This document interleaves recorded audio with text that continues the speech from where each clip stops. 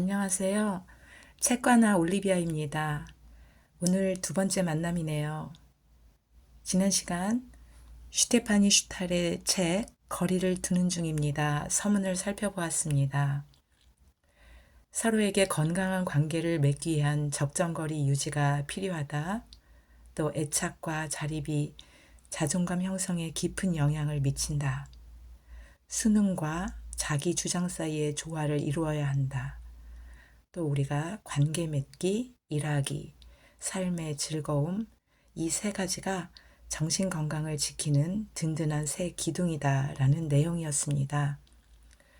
오늘은 제1장 첫 번째 챕터, 정말 혼자가 편한가요? 라는 부분을 살펴보겠습니다.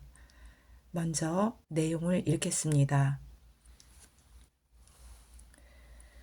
혼자는 두렵고 함께는 부담스러운 정말 혼자가 편한가요? 우리는 관계 무능력 세대 아닌가요? 2016년 미하일 라스트가 자신의 경험담을 바탕으로 쓴 혼자가 더 편한 사람들의 사랑법이 베스트셀러가 된 이후 많은 저널리스트들이 이 질문을 던졌습니다. 라스트는 이 질문에 그렇다라고 대답하며 특히 오늘날 젊은 세대의 완벽주의와 자기 긍정 경향이 과도해진 결과 젊은 세대는 점점 더 애착 형성을 귀찮아하게 되었다고 말합니다. 이들은 계속해서 완벽한 상대를 찾아 헤매지만 안타깝게도 그런 사람은 세상에 존재하지 않습니다. 몇몇 젊은 남자들은 나는 연애 불능이야 라는 말을 하곤 합니다. 하지만 이는 애착 형성을 하지 않으려는 핑곗거리에 불과합니다. 나스트에 따르면 최근 사람들의 연애 경향이 점점 더 피상적이고 또 서로 책임을 회피하는 쪽으로 가고 있다고 합니다. 분명 관계 불능이라 불릴 만한 사람들은 많습니다. 하지만 이는 언제나 있어 왔던 일이지 않나요? 원래 있던 현상이 단지 다른 양상으로 펼쳐진 것은 아닐까요? 이 의문에 대답하기 위해서는 저는 여러 세대에 걸친 연애와 관계 맺기와 관련된 최신 심리학 연구들을 살펴보았고 다음과 같은 결론에 이르렀습니다. 어려움이 있는 연애나 망가진 결혼 생활은 늘 있어 왔고 더불어 관계나 결혼 생활의 지속 기간을 관계 불능의 지표로 삼을 수는 없다는 것입니다. 오늘날 커플들은 더 자주 헤어지고 헤어질 때까지 걸리는 시간도 짧아졌습니다. 하지만 이것은 사람들이 관계에 더 무능력해졌기 때문이 아니라 관계의 질에 대한 기대치가 더 높아졌기 때문입니다.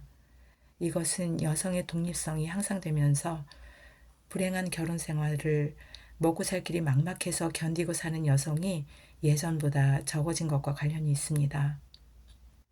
더불어 사회적 코르셋도 훨씬 헐거워졌습니다. 요즘은 사회의 소중한 구성원으로 인정받기 위해 결혼하는 사람은 많지 않습니다. 성 정체성 또한 보다 자유롭게 드러낼 수 있는 시대입니다.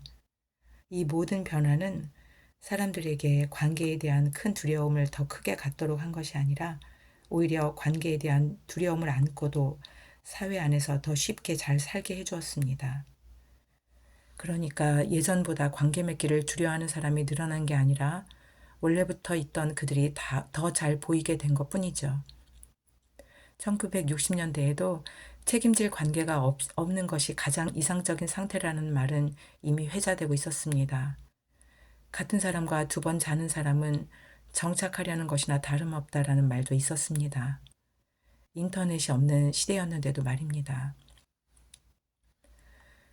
관계 무능력은 인터넷과 이로 인해 늘어난 대면하지 않고도 맺을 수 있는 다양한 관계의 선택지, 또 대도시에서의 삶 때문에 나타난 현상이 아닙니다. 그보다는 부모님과 함께 사는 동안 습득되지요. 우리는 부모님에게서 우리가 사랑받을 만한 존재인지, 사람 사이의 관계를 큰 틀에서 믿어도 되는지를 배웁니다. 이 경험을 통해 각인된 것이 나중에 우리의 연애에 지대한 영향을 미치는 것입니다. 아이들이 놓인 환경은 지난 수십 년간 그 이전보다 나빠지지 않았습니다. 애착 관계에 대한 두려움은 아이가 부모의 마음에 들려고 지나치게 순응할 때 생겨납니다. 부모가 아이의 발달을 공감하는 마음으로 지켜보지 않으면 아이는 부모와의 관계가 성공적인지에 대한 책임을 스스로에게 전가합니다. 아이는 현실적으로 부모에게 의존하며 부모가 자신을 사랑해 준다면 무슨 일이든지 할 준비가 되어 있습니다. 이를 위해 아이는 자기가 가진 정체성 중 일부를 포기하면서까지 지나치게 순응적인 태도를 취하기도 합니다. 그리고 이것이 바로 성인이 되어 애착관계 형성에 두려움을 느끼게 만드는 근본적인 원인입니다. 애착 형성에 대한 두려움은 상실에 대한 두려움과 관계에서 자기 자신을 잃어버릴 것 같은 두려움이 뒤섞여 나타나는 결과입니다. 나스트가 책에서 묘사하는 현상들, 즉 완벽한 상대를 찾으려는 시도, 무분별한 성관계, 무책임함, 친밀함과 거리두기 사이에서의 급격한 전환 등은 애착 형성에 대한 두려움의 전형적인 증상입니다. 애착 형성 욕구는 인간의 기본 욕구로 누구에게나 있습니다. 사람들은 예나 지금이나 일생을 함께할 상대를 찾기 원하고 그렇게 찾은 상대와 함께 나이 들어가기를 바랍니다. 오늘 읽은 내용을 통해서 우리의 관계 능력이 부모님과의 관계 가운데 습득이 된다는 것, 또 관계에 대한 두려움은 부모님의 그 공감과 그것으로 인한 아이의 자신에 대한 인식, 즉 내가 사랑받는 존재인지 아니면 자신에게 책임을 전가하는 자책감을 갖게 되었는지가 부모와의 그 공감과 그 태도에 따라서 결정된다고 하는 것을 제가 중요하게 느끼게 됩니다. 이 부분에서 공감의 중요성이 크게 다가오는데요.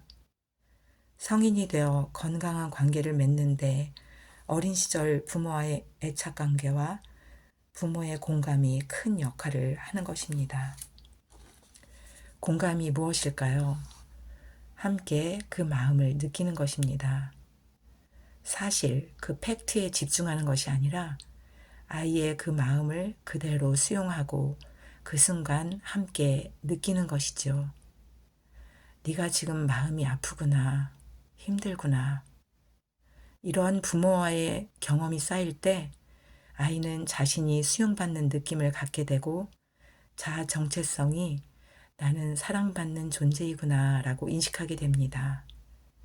만약 어렸을 때 부모와의 관계에서 공감받지 못했다고 느낀다면 이제라도 내가 나를 공감해주면 어떨까요? 아, 나는 지금 힘들구나.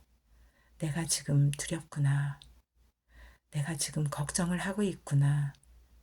아, 내가 지금 설레이는데 이렇게 나를 내 자신이 수용하고 안아주는 연습도 참 좋겠다라는 생각입니다. 만약 자기 정체성에 대해 부정적인 생각과 자책감이 들곤 한다면 내가 나를 수용하고 공감해 주세요. 그러다 보면 다른 상대방도 내가 수용할 수 있는 마음의 넓이가 커질 거라고 생각합니다. 오늘은 여기까지 살펴보겠습니다. 오늘 자기를 수용하고 안아줘 보세요. 내 마음의 넓이가 훌쩍 넓어질 거예요. 나 자신을 먼저 수용하고 사랑해 주는 것으로부터 내가 성장하게 됩니다. 네, 지금까지 책과나 올리비아였습니다. 다음 시간에 또 만나요.